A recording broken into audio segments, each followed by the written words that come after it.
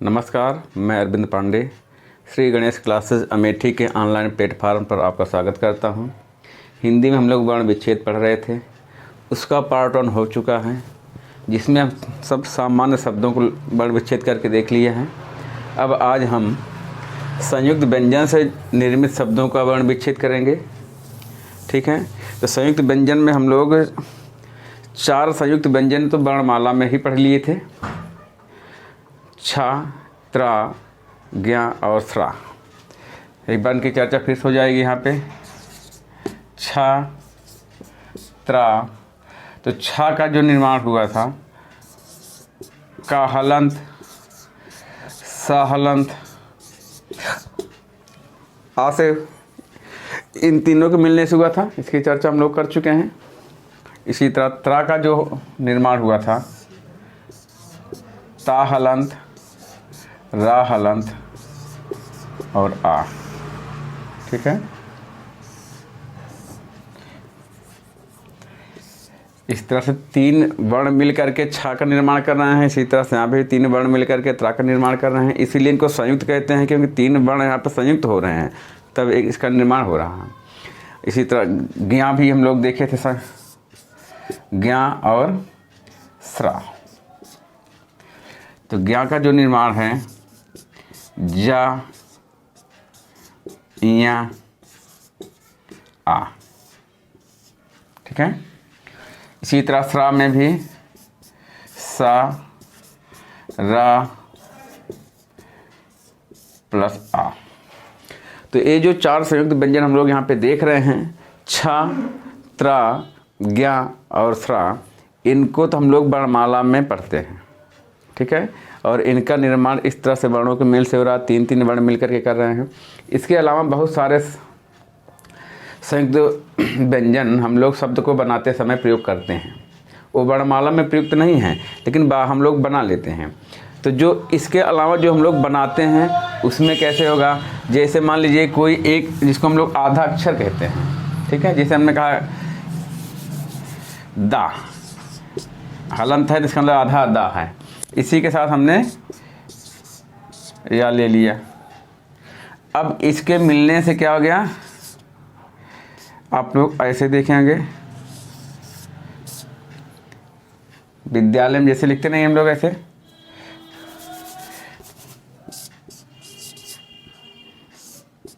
ठीक है, तो द्या हो गया। अब इसमें आधा दा और या शामिल है, जैसे हम लोग लिखते हैं विद्यालय,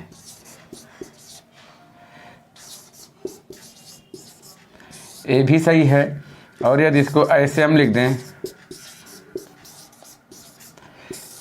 अब आधा दा और या मिल करके यहाँ पे इस तरह का द्या बना रहा है, इसको अलग अलग भी लिख सकते हैं, इस तरह एक साथ कर सकते हैं। इस तरह से जो हम लोग आधा एक वर्ण आधा और एक पूरा लेकर के संयुक्त करके बनाते हैं, उनको हम लोग भी संयुक्त व्यंजन कहते हैं। जैसे द्वारा,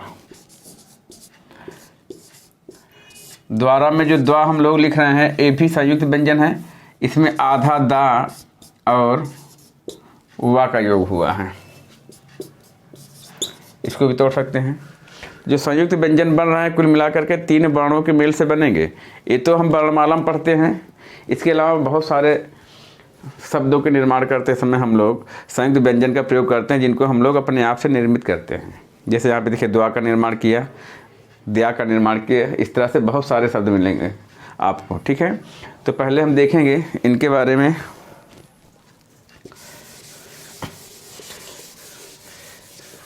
इसको तो आप लोग जानते ही हैं, केवल चर्चा हुई, इस टॉपिक से बहुत मतलब नहीं है, लेकिन इसको जानेंगे तभी कर पाएंगे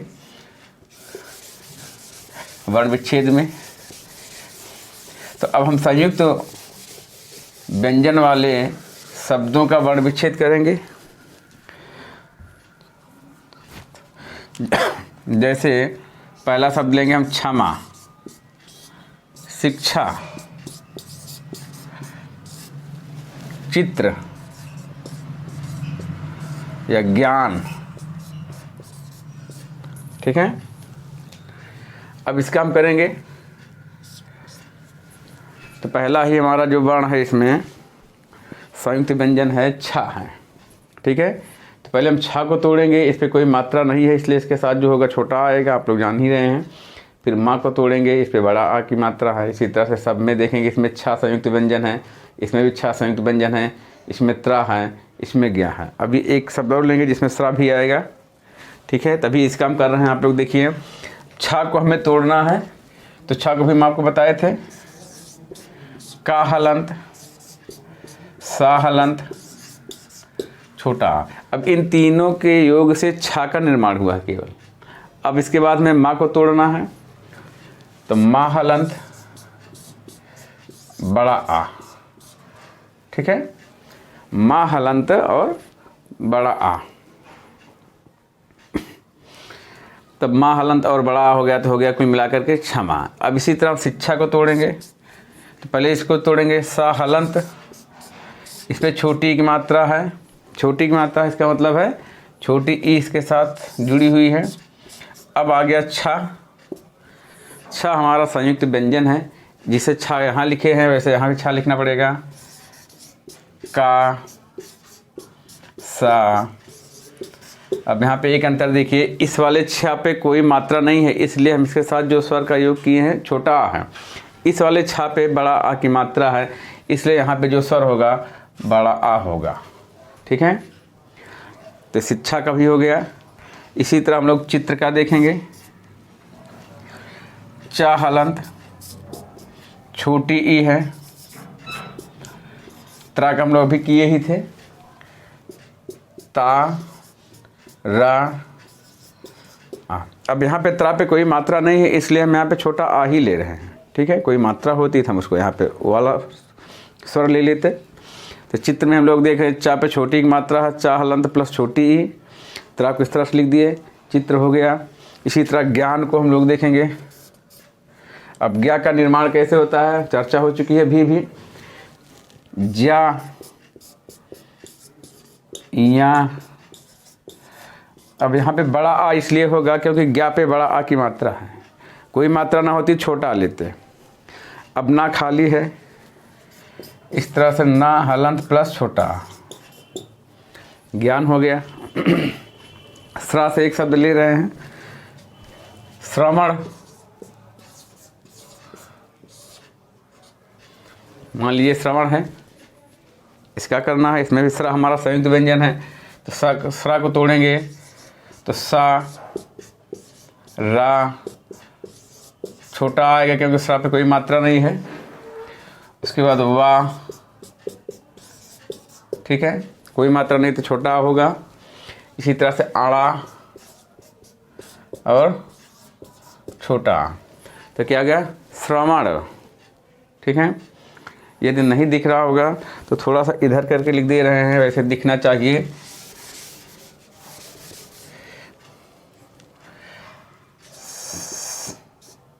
सा, रा, आ, स्रा हो गया, वा हलंत, आ, आड़ा हलंत, आ, श्रवण, ठीक है। इस तरह से हम लोग देख रहे हैं कि संयुक्त व्यंजन से जो शब्द निर्मित हुए हैं, क्षमा, शिक्षा, चित्र, ज्ञान, श्रवण, इनका हम भी करके देख चुके हैं। और इस तरह से बहुत सारे शब्द आपको मिलेंगे, तो इसी तरह सबको कर लेना। जहाँ स्रा को तोड़ना होगा हम सा, रा और आ में तोड़ेंगे, छा को तोड़ना होगा तो का, सा और आ में तोड़ेंगे, ज्ञा को तोड़ना होगा जा, इया और आ में तोड़ेंगे, त्रा को तोड़ना होगा तो ता, रा और आ में तोड़ेंगे।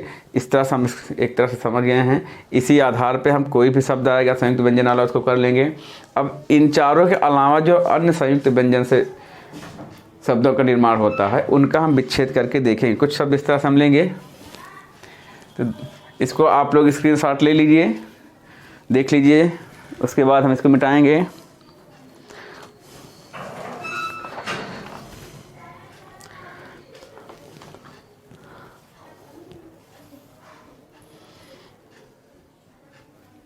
हो गया होगा,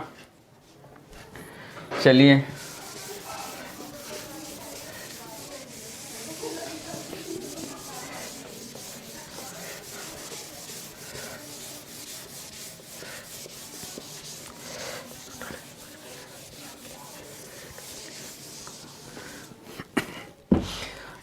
हम देख रहे हैं अन्य शब्दों को ले रहे हैं, ठीक है।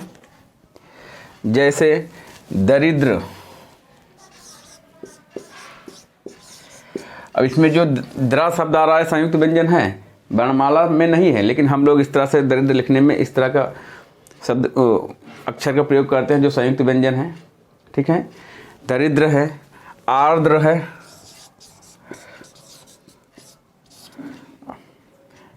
अब देखिए इसमें तो 4 वर्ण निकलेंगे भी जब हम लोग अलग करेंगे तो। आर्द्र हो गया है, ठीक है, क्रिया है, कर्म है। अब ये सब इसे माँ के ऊपर रा लग गया, ये भी संयुक्त व्यंजन हो गया है, क्री भी संयुक्त व्यंजन है, ए भी संयुक्त व्यंजन है, ए भी संयुक्त व्यंजन है। तो इनका प्रयोग हम लोग शब्दों के निर्माण करते समय करते हैं। वर्णमाला में इनकी कोई चर्चा नहीं है, केवल जो संयुक्त व्यंजन वर्णमाला में है छात्रा, ज्ञा और स्राही हैं। ठीक है, कर्म हो गया। और एक शब्द हम और ले रहे हैं,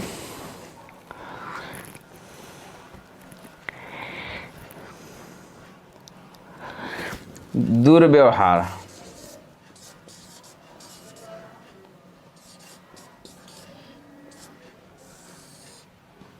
यहाँ पे या देखिए, या के पहले भी आधा वर्ण है, आधा बा, और या के ऊपर भी आधा रा है। ठीक है, दुर्व्यवहार ये भी संयुक्त व्यंजन से निर्मित शब्द है। अब इनका हम तोड़ के देखेंगे तो देखिए दा पे कोई मात्रा नहीं है, इसका मतलब है दा हलंत प्लस छोटा आ। रा पे छोटी की मात्रा है, रा पे छोटी की मात्रा है, इसका मतलब है रा हलंत प्लस छोटी ई। अब यहाँ पे देखिए द्र, द्र है, तो यहाँ पे द्रा को कैसे लिखेंगे, दा हलंत, रा हलंत, आ। इस तीनों को मिला के द्रा बन रहा है। एक चीज़ यहाँ आप क्लियर कर लीजिए, जैसे जो भी इस तरह से हम लोग संयुक्त व्यंजन बना रहे हैं, उसमें जो नीचे होगा या जिसका उच्चारण बाद में होगा वो पूरा माना जाता है। अब द्रा में रा बाद में, दा पहले उच्चारित हो रहा है, रा बाद में उच्चारित हो रहा है, द्रा, दर, द्रा। तो इसमें जो बाद में उच्चारित हो रहा है, जैसे रा उच्चारित हो रहा है बाद में, तो वो पूरा है, इसलिए हमने रा के बाद आ लिख दिया है। इसका अगर योग कर देंगे तो रा पूरा हो जाएगा। इसमें रा पूरा है, दा आधा है। ठीक है, एक मिनट में थोड़ा सा गलती हो गई है, नहीं एक सही, ठीक ठीक, कोई बात नहीं, सही है, सही है। हम नीचे वाला शब्द देख लिए थे, इसमें देखेंगे तो इसको जो है हम मिला देंगे तो पूरा रा हो जाएगा। कहने का मतलब है जब इस तरह का कोई संयुक्त व्यंजन दिखे, जैसे क्री है, द्रा है, कर्म है, तो जिसका उच्चारण बाद में हो रहा है, जिसकी ध्वनि बाद उच्चारण, जिसकी ध्वनि बाद में निकल रही उच्चारण करते समय, जिसकी ध्वनि बाद में निकलेगी वो पूरा अक्षर माना जाएगा, और जिसकी ध्वनि उच्चारण करते समय पहले आएगी वो आधा माना जाएगा। जैसे द्रा का उच्चारण यदि हम करेंगे द्रा, तो रा का बाद में उच्चारण हो रहा है और ध्वनि निकल रही है उच्चारण करते समय, इसलिए रा पूरा है इसमें। ठीक है, इसलिए हमने रा के बाद आ लगा दिया। अब देखिए आर्द्र, अब ये तो स्वर ही है, ठीक है, उसके बाद आर, आ के बाद रा आ रहा है, ए आला रा का उच्चारण हो रहा है, आधा रा है, लेकिन इसके बाद इसका उच्चारण हो रहा है, लगा दा पे है। ठीक है, लगा दा पे है, लेकिन उच्चारण इसका पहले हो रहा है दा से, इसका मतलब ये आधा है, आधा है तो इसके साथ कोई स्वर नहीं रहेगा। जो भी वर्ण आधे हैं हमारे वो हलंत के साथ आएंगे, उनके साथ किसी भी स्वर का कोई योग नहीं होगा। आर हो गया। अब द्रा, अब द्रा में देखिए दा का पहले हो रहा है और रा का बाद में हो रहा है, इसका मतलब इसमें दा भी जो है आधा है। अब इन तीनों के हम देखेंगे द्र और रुद्र, तो रा का और दा का उच्चारण इससे पहले हो रहा है। इन तीनों में सबसे बाद में इस वाले रा का उच्चारण हो रहा है, इन तीनों में सबसे बाद में इस वाले रा का उच्चारण हो रहा है, इसलिए ए पूरा है और ये दोनों आधे हैं। तो इन दोनों को आधा करने के लिए हम केवल हलंत लगा देंगे दा पर भी। अब इस वाले रा को लेंगे, रा पूरा है तो इसलिए रा को हलंत लगाने के बाद आ को अलग कर देंगे, तो ये हो जाएगा हमारा आर्द्र। इसमें देखिए ऊपर भी आधा रा है, दा भी है और नीचे भी रा है। अब इसमें हमें पता करना है, एक बार क्लियर कर लीजिए, इस तरह के शब्दों में कन्फ्यूजन हो जाता है, कौन पूरा है कौन आधा है। तो जिसका उच्चारण करते समय ध्वनि पहले आएगी वो तो आधे होंगे और जिसकी बाद में आएगी वो पूरे होंगे। अब 3 हैं, इसमें सबसे बाद में आ र द र, पहले इस रा का उच्चारण होगा, उसके बाद दा का, और सबसे लास्ट में इसका। उच्चारण करते समय जो ध्वनि निकलेगी, सबसे पहले इसकी ध्वनि आएगी, फिर इस दा की आएगी, फिर सबसे लास्ट में इस रा की आएगी, आर्द्र। इसलिए यही रा पूरा है और रा भी आधा है और दा भी आधा है, इसका ध्यान दीजिएगा। इसी तरह हम क्रिया का करेंगे। क्रिया, का पहले उच्चारण हो रहा है, रा का बाद में, क्री। इसमें भी रा पूरा है और का आधा है, ठीक है। तो का आधा है तो का के साथ हलंत लगाएंगे, कोई स्वर नहीं योग होगा। उसके बाद रा हलंत। अब इस पे जो छोटी की मात्रा हो रा के बाद लिखेंगे, क्योंकि इसमें रा पूरा है। क्री, उच्चारण करते समय जो ध्वनि आ रही है रा की बाद में आ रही है, का की पहले, तो बाद वाला पूरा होगा, तो रा पूरा है। इसके साथ फिर ई लगा देंगे, छोटी ई की मात्रा है, हो गया क्री। अब या हलंत, और या पे बड़ा आ की मात्रा है, इसलिए क्रिया। इन सब में आपको यही ध्यान देना होगा। उच्चारण करिए और उसकी ध्वनि को ध्यानपूर्वक सुनिए।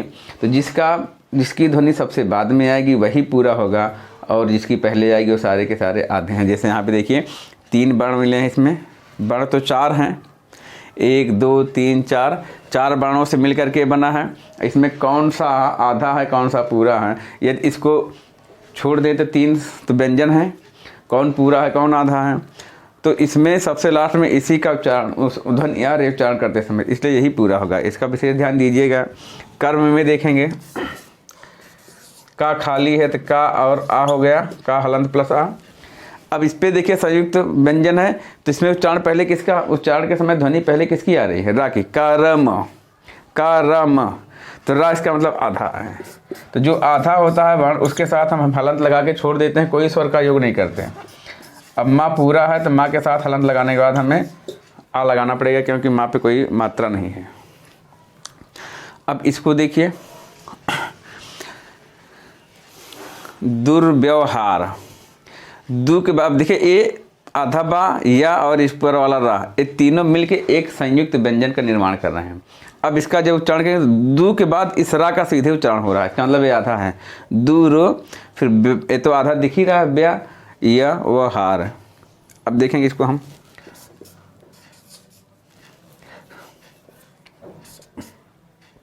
दा हलंत, छोटा ऊ है, दू हो गया। अब दूर, इस रा का उच्चारण हो रहा है, तो इसका मतलब आधा है, क्योंकि तीनों का मिलकर के एक संयुक्त व्यंजन बना है। तो उसमें सबसे पहले रा का हो रहा है, तो रा इसका मतलब आधा है, हलंत के साथ आएगा। वह आधा दिख ही रहा है, इसमें कुछ जानना ही नहीं है, वह हलंत। अब वह पूरा है, ठीक है, तो वह या पूरा है, तो इसका मतलब है या हलंत प्लस आ, ठीक है। अब यहाँ तक हो गया। अब वाह हार करेंगे, तो वाह खाली है, कोई मात्रा नहीं है, तो इसका मतलब छोटा आ का योग है, वाह हलंत प्लस छोटा आ हो गया वाह। अब हा करेंगे, हा पे आ की मात्रा है, तो हा हलंत प्लस बड़ा आ, ठीक है। अब रा खाली है यहाँ पे, तो रा हलंत प्लस आ। दुर्व्यवहार का इतना लंबा होगा, ध्यान दीजिएगा। दा हलंत प्लस छोटा ऊ है, क्योंकि छोटा ऊ की मात्रा है। उसके बाद रा की ध्वनि आ रही है उच्चारण करते समय, दुर, तो हम सीधे रा लिख देंगे, आधा है क्योंकि पहले आ गया है, तो हलंत लगाएंगे, कोई स्वर नहीं लगाएंगे इसके साथ क्योंकि आधा है। फिर ए आधा वाद दिख ही रहा है, तो इसके साथ भी हलंत लगा के छोड़ देंगे, कोई स्वर नहीं लगाएंगे। या पूरा है, क्योंकि सबसे इन तीनों में सबसे बाद में या की ध्वनि आ रही है उच्चारण करते समय, तो इसका मतलब या को हलंत लगा करके छोटा आ लगा देंगे, क्योंकि इसके साथ कोई मात्रा नहीं दिख रही, इसलिए छोटा आ वाला स्वर का योग करेंगे। अब वा को करेंगे, तो वा तो पूरा दिख रहा है, तो इसका मतलब वा हलंत प्लस आ। हा पे आ की मात्रा दिख रही है, तो हा हलंत प्लस बड़ा आ, और रा भी खाली है, किसी मात्रा का योग नहीं दिख रहा है इसके बाद, तो रा हलंत प्लस आ, ठीक है। तो ये दुर्व्यवहार का भी हो गया। इस तरह से हम लोगों ने संयुक्त व्यंजन का भी देख लिया है, ठीक है। जो वर्णमाला वाले 4 थे उनका भी, और उसके अतिरिक्त इस तरह से आप बहुत सारे शब्दों का निर्माण कर सकते हैं, कोई सीमा नहीं है।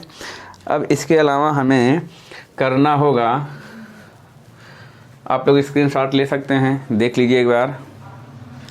इसके अलावा हमें अनुस्वार वाले शब्दों का भी करना होगा, ठीक है। मिटा रहे हैं।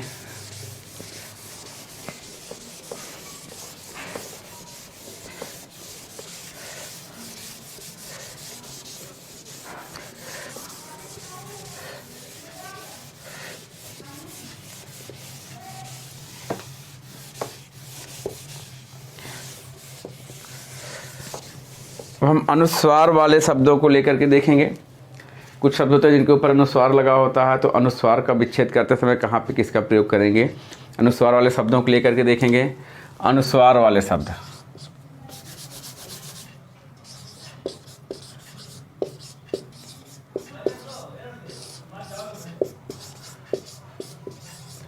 अनुस्वार वाले शब्द का हम करेंगे वर्ण विच्छेद, ठीक है।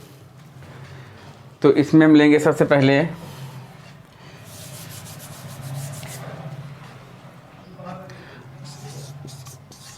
अलंकार, ला पे अनुस्वार लगा है। गंगा, इसके बाद है संचय,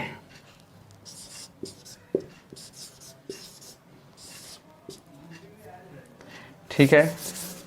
इसके बाद हम लिखेंगे संचय।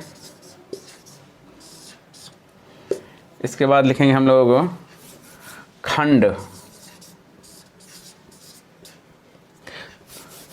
तो अनुस्वार हमें लगाना है, इसलिए हम ऐसे लिखेंगे, ठीक है। इसके बाद खंड हो जाएगा संधि,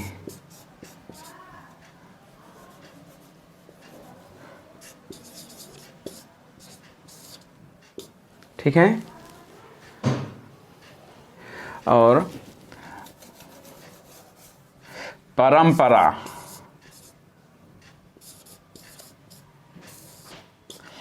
इस तरह से हम पहले इनका करेंगे। इसमें जो एक होगा, इसमें हम देख लीजिए पहले अनुस्वार वाले में हम इसको तीन भाग में बांट के करेंगे। अनुस्वार वाले जो शब्द आएंगे उनका वर्ण विच्छेद हम 3 भाग में बांट के करेंगे। तो पहला वाला भाग होगा, इसमें ऐसे शब्द आएंगे जो अनुस्वार वाले वर्ण के बाद जो हमारा व्यंजन होगा वो वर्गीय व्यंजन होना चाहिए। पहले हम उसको ले रहे हैं जो अनुस्वार वाले वर्ण के ठीक बाद वर्गीय व्यंजन वाला हो। जैसे ला पे अनुस्वार है तो इसके बाद का वर्ग आया, का वर्ण आया जो का वर्ग का व्यंजन है। इसी तरह इसमें गंगा में देखिए गा पे अनुस्वार है, इसके ठीक बाद वाला जो हमारा व्यंजन है वो वर्गीय व्यंजन है, का वर्ग का, ये भी तृतीय वर्ण है। अब यहाँ पे देखिए संचय, तो सा पे अनुस्वार लगा है, इसके ठीक बाद वाला जो हमारा वर्ण है चा, इस चा वर्ग का है व्यंजन, ठीक है। तो कहने का मतलब है अलंकार के ठीक बाद वाला जो वर्ण होगा वो वर्गीय व्यंजन होना चाहिए। तो पहले भाग में हम उनको करेंगे, ठीक है। इसमें किया क्या जाएगा, अलग अलग भाग में इसीलिए बांट रहे हैं, थोड़ा थोड़ा अलग है करने का तरीका। तो जब अनुस्वार वाले वर्ण के ठीक बाद कोई वर्गीय व्यंजन आता है तो इसका मतलब है जो अनुस्वार लगा है वो उस वर्गीय व्यंजन का पंचमाक्षर या पंचम वर्ण है। पंचम वर्ण है वो बदल के अनुस्वार में बदल गया है, ठीक है। जो भी अनुस्वार वाले वर्ण के ठीक बाद जो भी व्यंजन होगा जिस भी वर्ग का होगा, इसका मतलब जो अनुस्वार लगा है वो उस वर्गीय व्यंजन का पंचम वर्ण है। यहाँ पे देखिए इसे अलंकार है, इसको तोड़ेंगे हम आ, स्वर है, इसको कुछ करना नहीं। अब ला को तोड़ेंगे, ला और आ, ठीक है, ये हो गया ला। अब ला पर ऊपर हमें क्या लगा है, अनुस्वार लगा है, लेकिन इसके ठीक बाद वाला जो हमारा वर्ण है वो वर्गीय व्यंजन है। इसका मतलब है ये अनुस्वार जो है यहाँ पर इसी का पंचम वर्ण था। तो अब का पंचम वर्ण क्या होगा, का वर्ग का खा गा घा अंगा। तो यहाँ पे हम कर देंगे अंगा और हलंत लगा देंगे, क्योंकि अनुस्वार जो बनता है पंचम वर्ण जो हलंत वाले पंचम वर्ण होते हैं वो अनुस्वार में बदल जाते हैं सभी के, ठीक है। तो इस अनुस्वार के स्थान पे हम अंगा लिख देंगे, ठीक है। अब यहाँ पे इसके बाद आएगा का हलंत, बड़ा आ, रा हलंत, छोटा।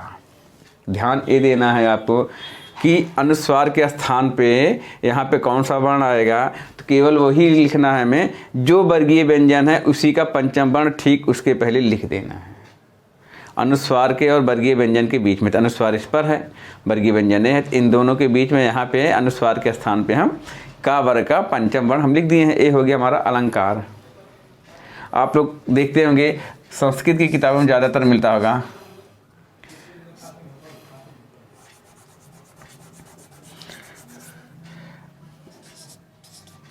ऐसे आपको अलंकार लिखा मिलता होगा।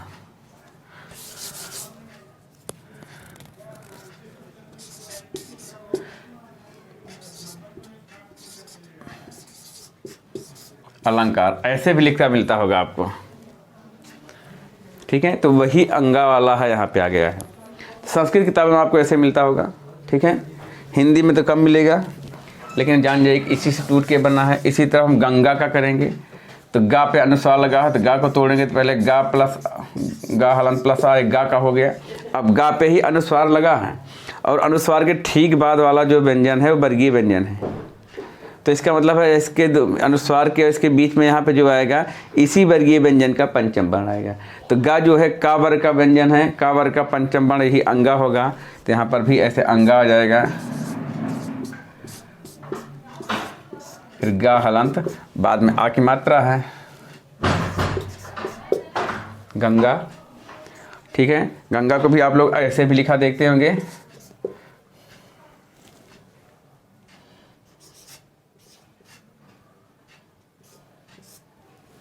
ठीक है। तो इसका मतलब है गंगा है। संस्कृत की किताबों में तो आपको ज़्यादा मिलेगा।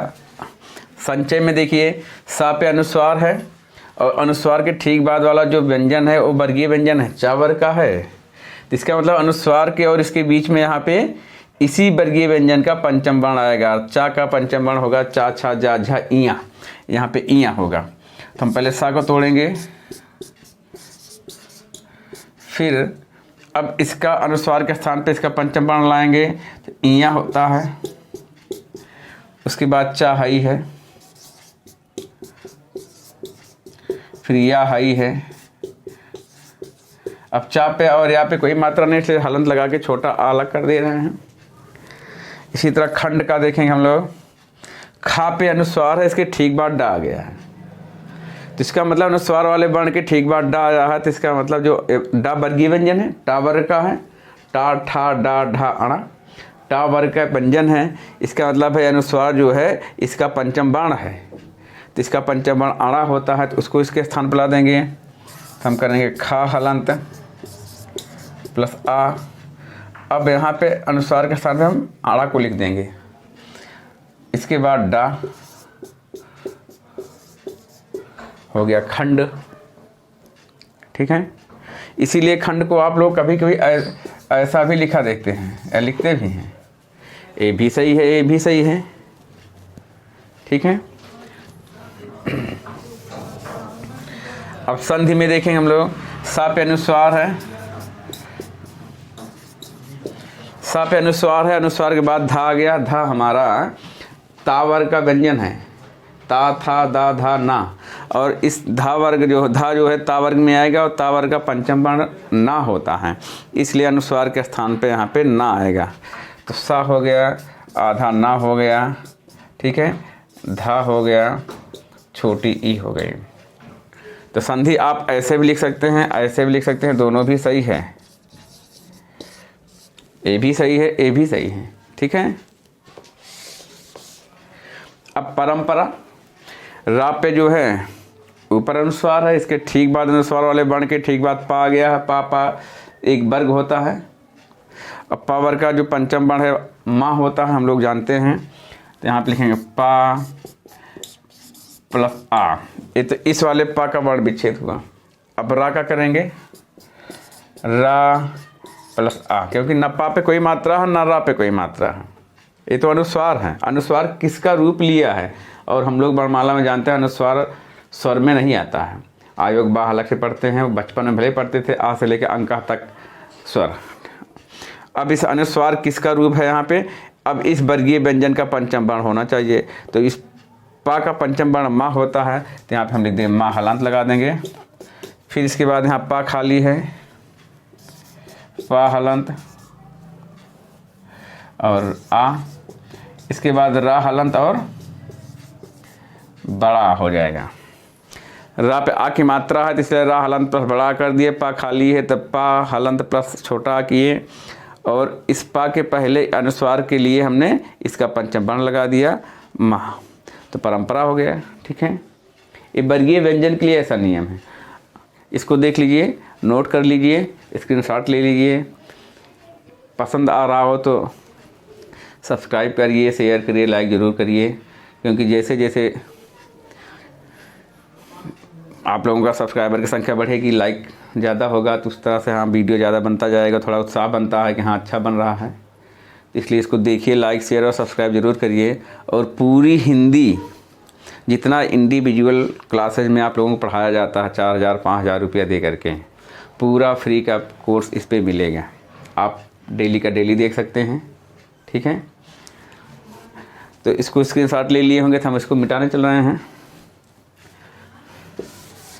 अनुस्वार वाले जो शब्द हैं उसमें से पहला प्रकार है, ठीक है,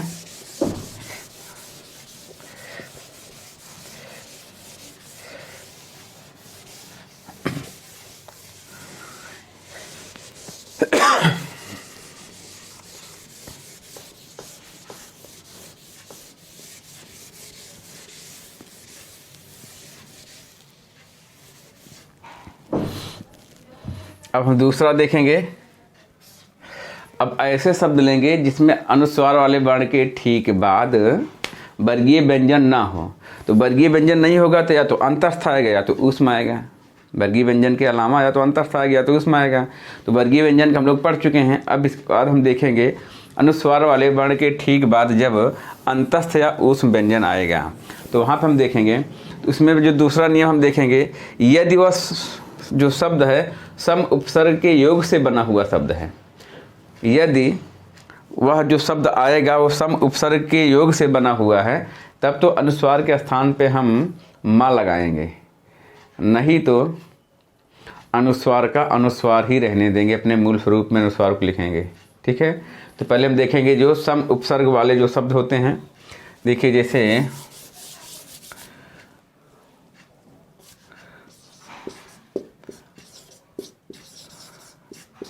संविधान,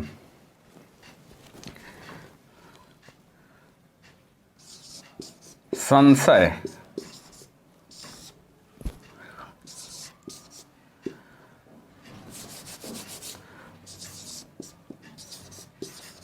संयम, संरक्षण,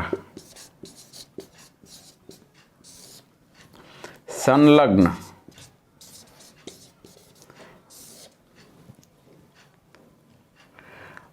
ठीक है, या संसार,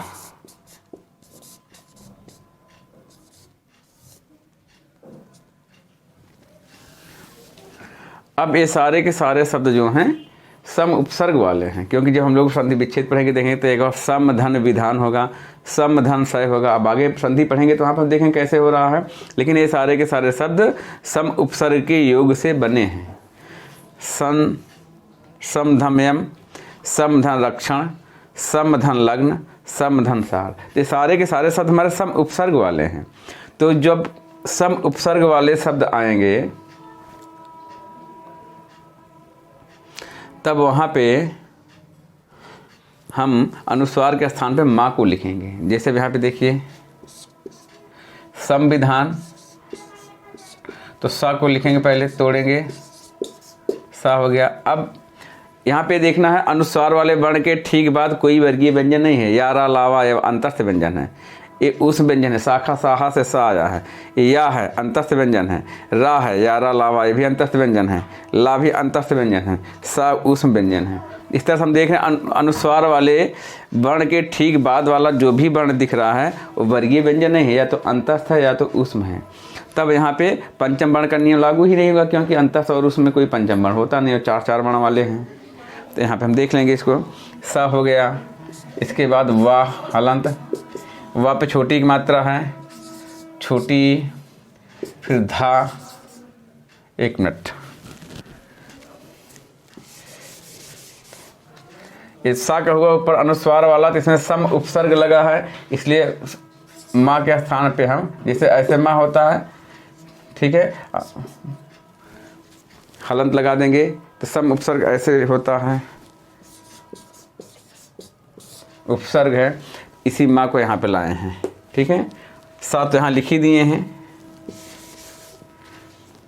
अब विधान का कर देंगे, वा धन ई धन धा धन आ धन ना,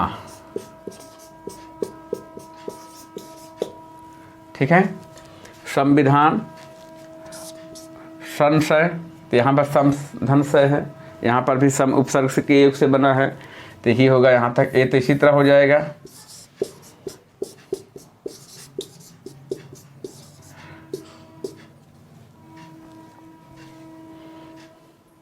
ठीक है।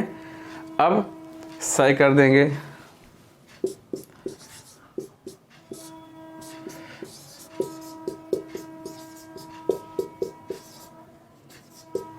ठीक है।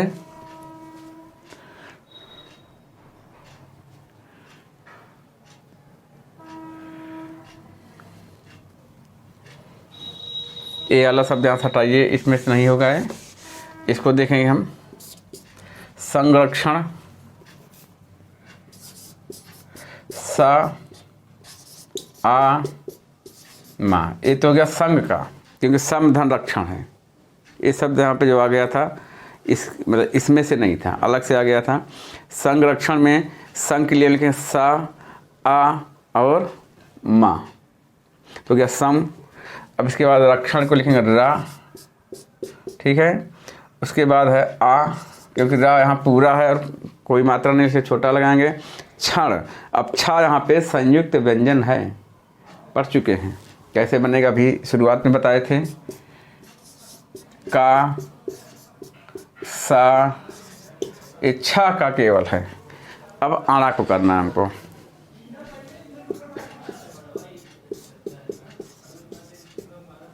ठीक है।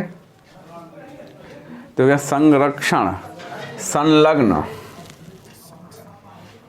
यहाँ पर भी सम धन लग्न होगा, सा धा आ धन्ना, इतना हो गया सम। अब लग्न का करना है हमें, ला पूरा है, कोई मात्रा नहीं तो छोटा करेंगे। उसके बाद देखिए यहाँ पे आधा गा है, तो आधा का मतलब केवल हलंत लगा के छोड़ देंगे। पूरा ना है, यहाँ पे देखिए आप लोग पूरा ना दिख रहा है, तो ना हलंत प्लस आ, संलग्न, संसार,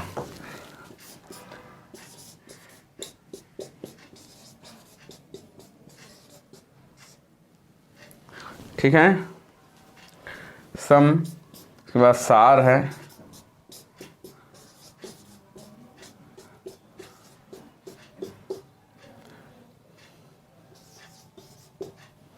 संसार। इस तरह से हमने देख लिया यहाँ पे। जब अनुस्वार वाले वर्ण के ठीक बाद वाला वर्ण वर्गीय व्यंजन ना हो और उसमें भी सम उपसर्ग वाले शब्द हैं, इसमें सब में सम उपसर्ग लगा है। समधन विधान, समधन सय, समधन रक्षण, समधन लग्न, समधन सार, ठीक है। एक ही हो गया, देख लीजिए, स्क्रीनशॉट ले लीजिए। उसके बाद हम लोग आगे बढ़ेंगे। अब इसके अलावा ऐसे शब्द जिसमें अनुस्वार वाले वर्ण के ठीक बाद वाला वर्ण जो है वर्गीय व्यंजन भी नहीं है और वो शब्द सम उपसर्ग के योग से निर्मित भी नहीं है, ऐसे भी शब्द बनते हैं उसमें ना सम उपसर्ग लगा है और ना अनुस्वार वाले वर्ण के बाद वर्गीय व्यंजन है। उस तरह के शब्दों को देखेंगे, स्क्रीनशॉट आप लोग ले चुके होंगे। अब इसको हम मिटा करके आगे चलेंगे, तीसरा वाला देखेंगे।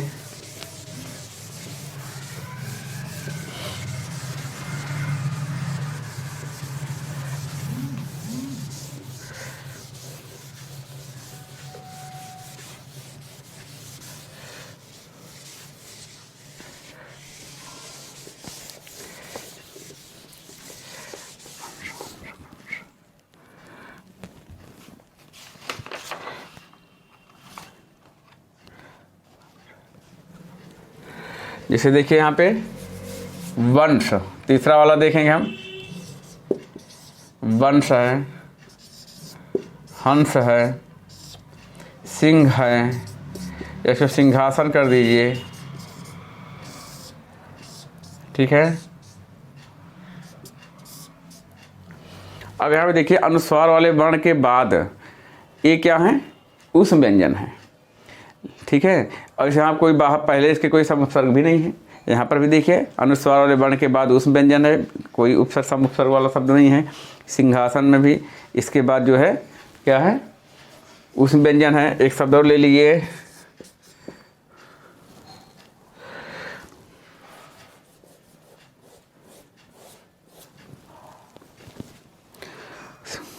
चलिए 3 का ही करके देखते हैं। वंश का हो जाएगा, या कंस ले सकते हैं, ठीक है। वंश का करेंगे। अब यहाँ पे वाह हलंत, अब यहाँ पे आ को नहीं लग करेंगे। अब यहाँ पे अनुस्वार अपने मूल रूप में, क्योंकि आयोग बा में भी हम अंक और आ पढ़ते हैं, तो ये वाले शब्द जो है अंक से निर्मित हैं। यहाँ पे आ को अलग करके इसका रूप नहीं बदलेंगे, ये अंक ही पूरा है। अब इसमें हम अंक लगा देंगे, ठीक है। अब इसको कर देंगे सा, इसको कर देंगे आ, ये हो गया वंश। केवल ये ध्यान दें, अनुस्वार अपने मूल रूप में वहीं पे आता है जहाँ पर अनुस्वार वाले वर्ण के ठीक बाद वाला जो व्यंजन होगा वो या तो अंतस्थ होगा या तो ऊष्म होगा, और वो शब्द सम उपसर्ग के द्वारा निर्मित नहीं होगा, तब वहाँ पे अनुस्वार अपने मूल रूप में आएगा। अब यहाँ पे देखिए अनुस्वार वाले वर्ण के ठीक बाद वाला वर्ण हमारा ऊष्म है, पहली शर्त पूरी हो गई। दूसरी शर्त है वह शब्द सम उपसर्ग के योग से ना बना हो, इसमें कोई सम उपसर्ग नहीं है, इसलिए अपने मूल रूप में आ गया। यहाँ पर भी मूल रूप में आएगा, हा प्लस अनुस्वार सा हलंत प्लस आ, ठीक है। इसी तरह सिंहासन को देखेंगे, यहाँ पर भी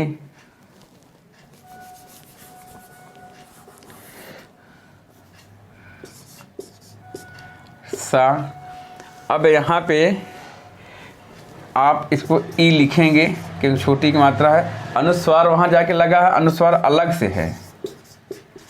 अब 2 स्वर एक साथ नहीं हो सकता, इसलिए इसके साथ इसका चला गया है, ठीक है। कहीं कहीं आपको सीधे इन दोनों का स्थान पे ऐसे भी मिल सकता है, लेकिन ज़्यादा सही यही होगा, तो इसी का हम प्रयोग करेंगे। अब ये इसका अनुस्वार जाके इसके साथ सेट हो गया है।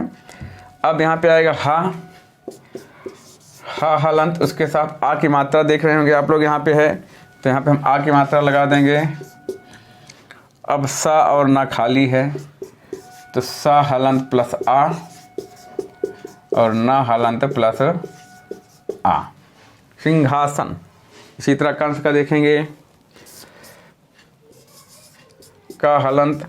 अब इसके बाद अनुस्वार वाला वर्ण ही है, इसके बाद उष्म व्यंजन आ गया है, ये समुपसर्ग वाला नहीं है, इसलिए इसमें अनुस्वार अपने मूल रूप में आएगा और वर्गीय व्यंजन भी नहीं है। तो का प्लस अनुस्वार सा, ठीक है। इस तरह से हमने लगभग सभी प्रकार के शब्दों का वर्ण विच्छेद करके आप लोगों से चर्चा कर लिया है। यदि किसी और शब्द की जिज्ञासा है जानने के लिए, ठीक है, तो आप जो है कमेंट बॉक्स में कमेंट कर सकते हैं, हम उसका रिप्लाई ज़रूर करेंगे। और इस लगभग सभी प्रकार के शब्द हैं, इसी के आधार पर यद्यपि आप चाहेंगे पढ़ लेंगे 1-2 बार ठीक से, तो कोई भी शब्द स्वयं कर लेंगे। यदि कुछ नहीं हो रहा है तो आप भेज दीजिएगा कमेंट बॉक्स में, हम करके रिप्लाई कर देंगे आपको, ठीक है। वीडियो को देखिए, लाइक करिए, शेयर करिए और सब्सक्राइब करिए और कराइए, ठीक है। इसको देख लीजिए एक बार और स्क्रीनशॉट ले लीजिए। तो वर्ण विच्छेद का हमारा जो टॉपिक था 2 पार्ट में हमने पूरा कंप्लीट कर दिया, पार्ट 1 और पार्ट 2, ठीक है। तो उसको अब आप लोग देखिएगा। धन्यवाद।